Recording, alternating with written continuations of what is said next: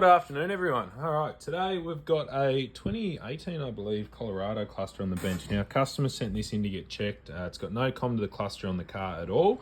All warning lights on, communication issues. Now, one thing that's interesting in this is before you start looking at this sort of stuff, it's very important to know what you're looking at network-wise or how the network works, right? So on this vehicle, this particular, I believe it's 2017 onwards Colorado's, this cluster doesn't actually talk on the vehicle's open communication network. It has one comms wire which goes directly to a serial data module, which is essentially a communication gateway, which then outputs that data on the network. Now, if we have a look here, what we've got up there, this is our instrument cluster up the top. We've got this serial data wire, pin number 3, comes out of the cluster, it goes down to serial data module.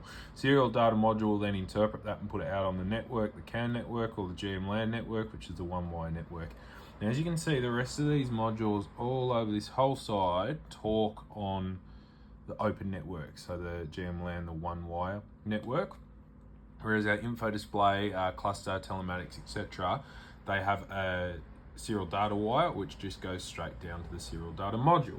Now, as far as checking that on the bench, as long as we can confirm we've got a good data output from this cluster when it wakes up on that serial data wire, and we know that this will communicate to the serial data module, and the customer's issue is either wiring or serial data module related or something else on the network pulling it all down. So if I power this cluster up, which I'll just flip the power switches on here, it'll take a minute for it to wake up, but what you'll see is we have a serial data signal coming out. Now, this is a normal signal. It's about 4.5 volts down to 0 volts.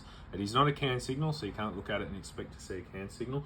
When the cluster wakes up, that data signal will shut out because it's essentially looking for the serial data module to talk back to, and it's not going to find it. So we'll wake it back up. There we go. As you can see, it is still off. It will light up in a second, but that is our signal there. So that is our serial data signal. She's awake, and then this will shut down like that.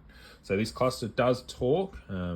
As far as the gauges and everything else, I would need to hook up a serial data module to active test these gauges and control these gauges, but the fact that it communicates is good enough to show that the powers grounds cluster will boot up, etc., and it will talk on the network.